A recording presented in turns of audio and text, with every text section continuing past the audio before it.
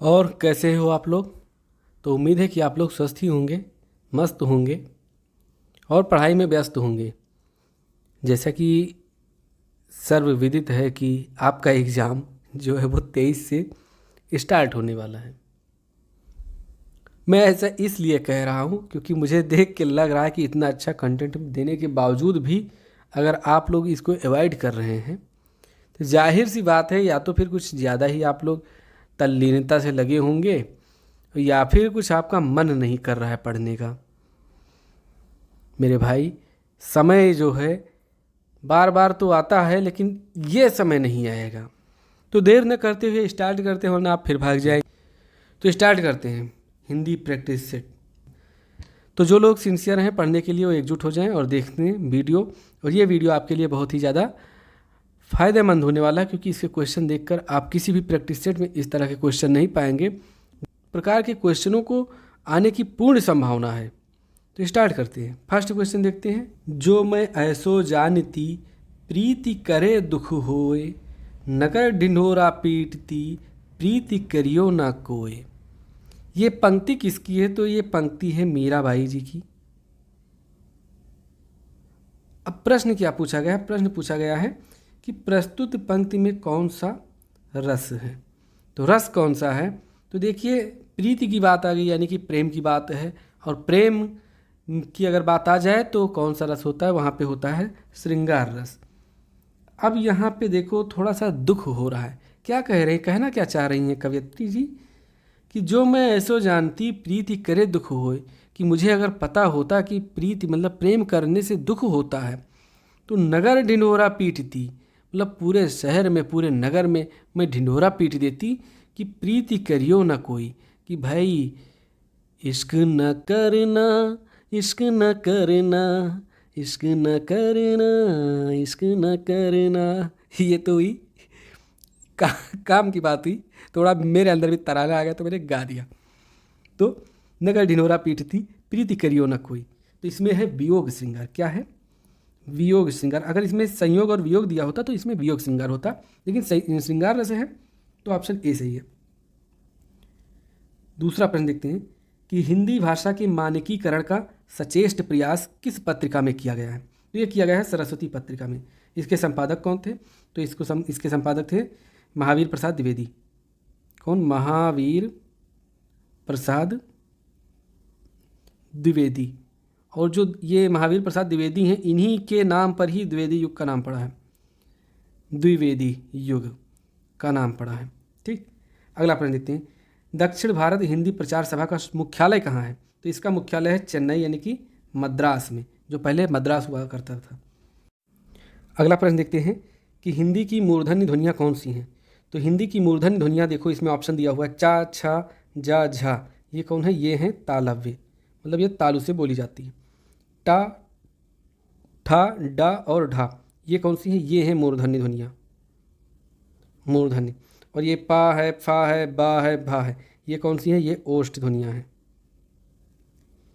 ता, था, दा, धा, ना, ये कैसी हैं? ये दंती ध्वनियाँ हैं, दंती। तो ऑप्शन इसका बी सही होगा। अगला प्रश्न देखते हैं कि निम्नलिखित में से विवृत स्वर कौन सा है। तो इसमें देखो कोई विवृत स्वर नहीं दिया हुआ है। विवृत स्वर कौन सा होता है? विवृत स्वर है आ। विवृत मतलब जिसमें मुंह पूरा खुल जाए, तो विवृत स्वर आ है। तो यहाँ ऑप्शन के बाद जो गलत हो गया ये ऑप्शन, इसके लिए ज़्यादा माइंड मत करना, क्योंकि एग्जाम पेपर में आपके 7-8 क्वेश्चन गलत हो ही जाते हैं। अर्धविवृत कौन से हैं? अर्धविवृत जो यहाँ पे ओ दिया था, तो एक ओ है और ए है, मतलब ए और ओ, ये कौन से हैं? अर्धविवृत। तो इसका आंसर ऑप्शन में नहीं है, आंसर इसका होगा आ। विवृत स्वर आ है। अगला प्रश्न, यण संधि का उदाहरण है। तो यण संधि का कौन सा उदाहरण है? स्वस्त्ययन, यही हमें लग रहा है। चलो देखते हैं। इसका जो संधि विच्छेद है वो है क्या? स्वस्ति और अयन, अयन। तो यहाँ तापे किसकी मात्रा है? ए की मात्रा है। यहाँ है आ, तो ये दोनों मिलकर क्या बन जाएंगे? या। इधर क्या बचा? स्वस्थ, स्वस्थ आधा ता, या, हाँ, स्वस्थ और अयन, यहाँ पे यन, ये दोनों मिल जाएंगे, क्या हो जाएंगे? स्वस्थ यन। ऑप्शन ए सही है। जलाउषध वृद्धि संधि है, महोत्सव गुण संधि है और मासोत्तम गुण संधि है। तो ऑप्शन ए सही है, यड़ संधि का उदाहरण। नवोढ़ा का संधि विच्छेद क्या है? तो नवोढ़ा का संधि विच्छेद है नव प्लस ऊढ़ा, ऑप्शन बी सही है। शुद्ध वर्तनी कौन सी है? देखो परिच्छेद गलत है, क्या लिखा जाता है? लिखा जाता है परिच्छेद। रीति अनुसार, ये सही है, रीति अनुसार। अनुषांगिक, ये गलत है, क्या होता है? आनुषंगिक। फिजूल, ये नहीं, ये होता है फिजूल, इसमें ये नुक्ता नहीं है, ठीक, तो इसलिए ये भी गलत है, तो ऑप्शन बी सही होगा। अगला प्रश्न देखते हैं, अशुद्ध वर्तनी वाला शब्द कौन सा है? तो सादर पूर्वक, ये गलत है, या तो होना चाहिए सादर, मतलब सा लग गया तो आदर सहित हो गया, या फिर होना चाहिए आदर पूर्वक। तो अशुद्ध वर्तनी कौन सी है? सादर पूर्वक। षष्ठ सही है, सारांश भी सही है, श्रीयुत भी सही है। तत्सम शब्द है घाव, घात, घर और गुफा। तो तत्सम शब्द क्या है? घात है। घात मतलब क्या होता है? घात मतलब होता है घाव। घर का तत्सम क्या होता है? घर का होता है गृह। गुफा का क्या होता है? गुफा का होता है गुहा। अगला प्रश्न, तद्भव शब्द कौन सा है? तो प्रणेता, प्रणेता क्या है? तद्भव है। इसका तत्सम क्या होगा? इसका तत्सम होगा प्रणेत्र, यहाँ पे री की मात्रा लगी, प्रणेत्र। उपाना, उपाना एक तत्सम शब्द है, इसका तद्भव क्या है? पनही। पिटक तत्सम है, इसका तद्भव क्या होगा? पिटारा। पल्लव तत्सम शब्द है और इसका जो तद्भव होगा पल्ला। देखिए अरबी शब्द नहीं है, निम्नलिखित में से कौन सा अरबी शब्द नहीं है? तो 3 शब्द अरबी दिए हैं, एक अरबी नहीं है, ठीक, कौन सा नहीं है देखते हैं। तकिया है, नहर भी है, मौसम भी है और चम्मच। तो चम्मच अरबी शब्द नहीं है। चम्मच कौन सा शब्द है? तो चम्मच है तुर्की शब्द। कौन सा? तुर्की शब्द है चम्मच। तो तुर्की शब्द में और कौन कौन से होते हैं? एक शब्द देखो बहुत बार पूछा जाता है, गलीचा, गलीचा, तमंचा, तमंचे पर डिस्को। तो तमंचा है तो दरोगा जी भी रहेंगे, दरोगा जी हैं तो तोप भी रहेगा, क्योंकि दरोगा जी की बीबी क्या होती है? तोप होती है, तो बीबी भी एक तुर्की शब्द है। अगला प्रश्न, की प्रत्यय से बना शब्द नहीं है। चमकी, चमक से बना चमकी। कनकी, लड़की, लड़की शब्द नहीं है, लड़की में ई प्रत्यय लगा है, बाकी सब में की प्रत्यय लगा है। अगला प्रश्न, उपाध्यक्ष में कौन सा समास है?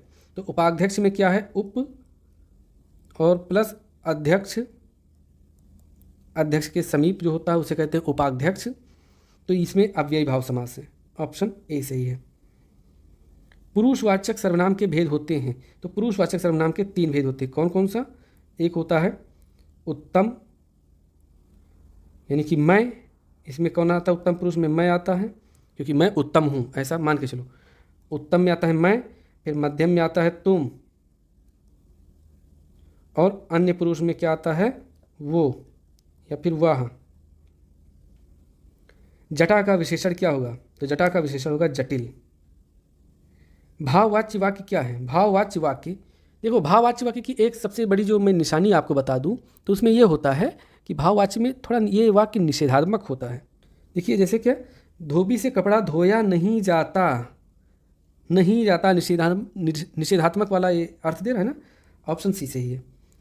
सर्पावास पर्यायवाची है, जंगल नहीं, नागर, नागर भी नहीं है, वृत्त भी नहीं है, श्रीखंड, श्रीखंड है, क्योंकि सर्पावास, सर्प का आवास कहाँ होता है? चंदन के पेड़ में, तो ये चंदन का पर्यायवाची है श्रीखंड, और सर्पावास का भी पर्यायवाची है श्रीखंड। घी का पर्यायवाची नहीं है। आप तो यहाँ पे चौंक जाएंगे कि इसमें क्या दे दिया है, कौन सा नहीं है। देखो आज, आज मतलब भी घी होता है, हव्य मतलब भी घी होता है, सर्पी मतलब भी घी होता है, मयूख मतलब क्या होता है? इसका मतलब होता है किरण, उर्मी, ठीक, तो ऑप्शन डी है, कौन सा नहीं है? मयूख। तिमिर का विलोम है, तो तिमिर का विलोम कौन सा है? आलोक। सूम मतलब कंजूस, जो कभी कुछ दे ना पाए, तो इसका विलोम क्या होगा? दाता। तृप्त, तृप्त का विलोम होगा तृषा, और तृषा का विलोम क्या होगा? तृप्त। एक शब्द और है तृष्णा, तृष्णा का विलोम क्या होगा? इसका विलोम होगा वितृष्णा। बेमेल का चयन कीजिए। जिसकी सीमा ना हो यानी कि असीम, सही है। ऐसी प्रशंसा जिससे निंदा का भाव निकले, अपस्तुति, ये भी सही है। जिसमें शक्ति नहीं है, अशक्त, ये भी सही है। तो बचा कौन सा? डी, निष्फल ना होने वाला। जो निष्फल नहीं, मतलब निष्फल ना होने वाला है, तो उसके लिए क्या होगा? उसके लिए होगा अमोघ, अमोघ, ठीक। फिर देखिए सुमेलित है। जिस पर्वत के पीछे सूर्य अस्त होता है उसको क्या कहते हैं? अस्ताचल कहते हैं, सही है। जो व्यक्ति विदेश में रहता है उसे क्या कहते हैं? तो उसे विदेशी थोड़ी कहते हैं, नहीं, ये गलत है, उसे कहते हैं अप्रवासी। जिस वस्तु का मूल्य आंका न जा सके उसे क्या कहते हैं? तो उसे कहते हैं अमूल्य। तो सब गलत है भाई इसमें, अमूल्य। जिसकी आशा न की गई हो, हताशा नहीं, हताशा किसे कहते हैं अभी बता रहा हूँ। जिसकी आशा न की गई हो तो उसे कहते हैं अप्रत्याशित। और हताशा किसको कहते हैं? जिसकी आशा मर गई हो उसे हताशा कहते हैं। अच्छा, तो इसमें पूछा क्या? सुमेलित है पूछा गया, मतलब कौन सा सही है? तो जिस पर्वत के पीछे सूर्य अस्त होता है उसे अस्ताचल कहते हैं, तो ऑप्शन ए सही है, बाकी ये सब गलत हैं, हमने सुमेलित कर दिया है। निम्न में से संयुक्त वाक्य का चयन कीजिए। देखो, वाक्य रचना के आधार पर 3 प्रकार के, कौन कौन से? सरल, संयुक्त और मिश्र वाक्य। देखते हैं उदाहरणों में, विकल्पों में कोई उदाहरण है इनका। तो देखिए, गिलास गिरकर टूट गया, ये सरल वाक्य हो गया, ठीक। आंधी आई और आम झड़ गए। और संयुक्त में क्या होता है? योजक चिन्ह जुड़ते हैं, तो और से जुड़ा। आंधी 2 बातें हैं और दोनों बातों को जोड़ने वाला एक शब्द है, उसको योजक शब्द कहते हैं, समुच्चय बोधक शब्द कहते हैं। वो कौन है? और। तो आंधी आई और आम झड़ गए, तो ये हो गया संयुक्त वाक्य, ऑप्शन बी सही है। जब वह स्टेशन गया तब टिकट ले आया। एक वाक्य जब दूसरे वाक्य पर आधारित हो, मतलब एक वाक्य अगर पहला वाक्य ना रहे तो दूसरे वाक्य का भी अर्थ ना रहे, सिंपल इनका दोनों का अर्थ ना हो, दोनों एक दूसरे के ऊपर आश्रित हों, तब उन्हें कहते हैं मिश्र। तो देखो, जब वह स्टेशन गया तब टिकट ले आया, तो इसमें कौन सा? मिश्र वाक्य है। और कैसे पहचानेंगे कि दोनों एक दूसरे पर आश्रित हैं? सिंगल इनका कोई अर्थ नहीं होता। मान लो अगर हम कहते हैं, ये तब ना लगाते कि जब वह स्टेशन गया, तो जब वह स्टेशन गया मतलब क्या? कुछ नहीं, जब वह स्टेशन गया, जब वह स्टेशन गया, यही हम रखते रहें। फिर कहे टिकट ले आया, टिकट ले आया, टिकट ले आया, कोई अर्थ सटीक दे रहा है? नहीं दे रहा है। तो जब वह स्टेशन गया तब टिकट ले आया। जब अनूप जलोटा ने भजन गाया तब श्रोता भाव विभोर हो उठे। तो ये मिश्र वाक्य के उदाहरण हैं। अगला प्रश्न देखते हैं, शुद्ध वाक्य का चयन कीजिए। मनुष्य में साधु का गुण उसे महान बना देता है, ठीक। उनकी महिला भी उसके साथ आई है। उनकी महिला, उनकी पत्नी हो सकता है यहाँ पे, या स्त्री भी उनके साथ आई है, तो ये तो गलत है ही। गांधी जी के संदेशों से देश सर्वाधिक प्रभावित हुआ और मुझे पढ़ना है, तो ऑप्शन डी सही है, सिंपल सा है, मुझे पढ़ना है। और सी वाला क्यों गलत होगा? तो गांधी जी के यहाँ पे तो पहली बात जी होना चाहिए। गांधी जी के संदेशों से नहीं, देश सर्वाधिक प्रभावित हुआ, यही कुछ गलत लग रहा है इसमें। गांधी जी के संदेशों से देश सर्वाधिक प्रभावित हुआ, ये गलत लग रहा है। संदेशों से नहीं, संदेश से, गांधी जी के संदेश से देश सर्वाधिक प्रभावित। ऑप्शन डी इसमें जो शुद्ध वाक्य का चयन है वो ऑप्शन डी से हुआ, ऑप्शन ये सही है इसमें। तो ये शुद्ध वाक्य है। अशुद्ध पूछा है, मुझसे यहाँ बैठा नहीं जाता। उनकी आयुष्मती कन्या का विवाह कल होगा, ये भी सही है। हम आपके अत्यंत अनुग्रहित हैं, अनुग्रहित है, मुझसे यहाँ बैठा नहीं जाता। अशुद्ध वाक्य डी है, ऑप्शन डी, ये तो सही है और ये गलत है, तो यानी कि अशुद्ध वाक्य ऑप्शन हमारा हो जाएगा, हम आपके अत्यंत अनुग्रहित हैं। अनुग्रहित इस तरह से लिखा जाता है, अनुग्रहित। संक्षेप में लिखने के लिए किस चिन्ह का प्रयोग किया जाता है? तो संक्षेप में लिखने के लिए लोप चिन्ह का नहीं, संक्षेप में लिखने के लिए लाघव चिन्ह का प्रयोग किया जाता है। लाघव चिन्ह कैसे? जैसे लिखा हमने, या पंडित लिख देते हैं, पापे अंक की बूंदी लिखते हैं, फिर यहाँ पे जो ये चिन्ह लगाते हैं जीरो टाइप में, छोटा जीरो, तो इसको कहते हैं लाघव चिन्ह, ठीक। तो ये हो गया लाघव चिन्ह। विवरण चिन्ह कौन सा होता है? तो विवरण चिन्ह होता है ये वाला, 2 बिंदी हो, उनके एक सामने हाइफन लगा तो विवरण चिन्ह। योजक चिन्ह क्या होता है? योजक चिन्ह ये होता है, छोटा होता है, उसे योजक चिन्ह कहते हैं। यही अगर बड़ा हो जाए तो इसे कहते हैं निदेशक चिन्ह या निर्देशक। तो विराम चिन्हों को भी यहाँ पे हम लगभग क्लियर कर लेंगे एक एक टेस्ट में। सुख और दुख के बीच लगने वाला जो ये चिन्ह है कौन सा है? तो ये है योजक चिन्ह, क्योंकि ये छोटा है। नाक की सुपारी तोड़ना का अर्थ क्या है?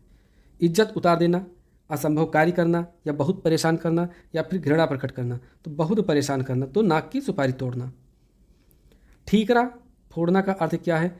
जोर जोर से हंसना नहीं, दुखी होना नहीं, किसी के सर झूठा दोष लगाना, ये सही है ऑप्शन सी। निर्वेद किस रस का अस्थायी भाव है? तो निर्वेद है शांत रस का अस्थायी भाव।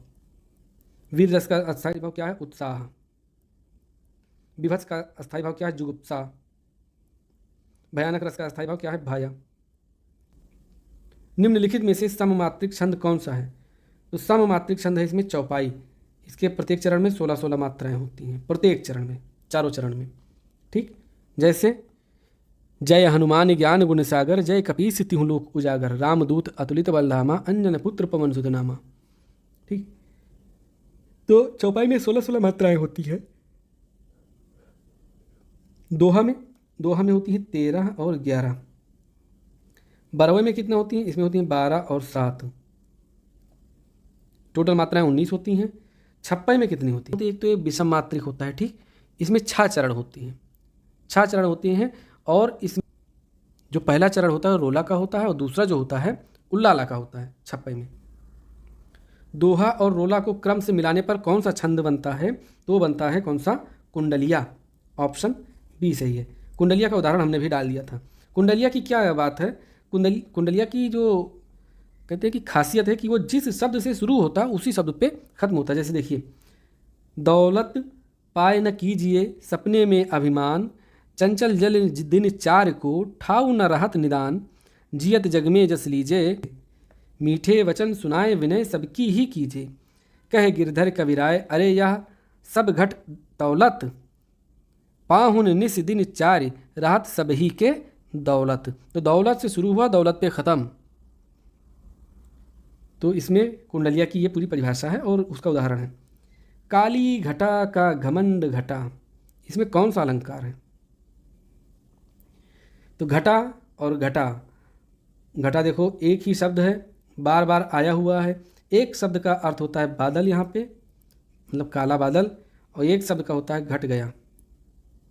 तो इसमें होगा यमक अलंकार, ऑप्शन ए। जननी तू जननी भई, विधि सन कछु न बसाए में कौन सा अलंकार है? तो इसमें कौन सा अलंकार है? जननी तू जननी भई, बिन विधि सन कछु न बसाए। क्या बात है, इसमें लाटा अनुप्रास होना चाहिए। तो ऑप्शन सी सही है। लाटा अनुप्रास होता क्या है कि जब एक ही अर्थ वाले शब्दों की आवृत्ति हो जाती है। तो एक ही अर्थ मतलब जननी का एक ही अर्थ है, कहते हैं जननी मतलब माता, तू माता भाई, और बार बार इसकी जो आवृत्ति हो गई इसलिए यहाँ पे कौन सा हो गया? लाटा अनुप्रास हो गया। अगला प्रश्न देखते हैं, कथा सम्राट किसे कहा जाता है? तो ये मुंशी प्रेमचंद को कहा जाता है कथा सम्राट। अगला, राग दरबारी के रचयिता कौन है? तो राग दरबारी के रचयिता श्रीलाल शुक्ल, ऑप्शन बी सही है।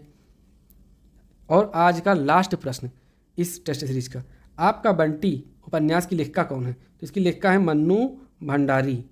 और ये किस विषय पर लिखा हुआ है ये उपन्यास? तो ये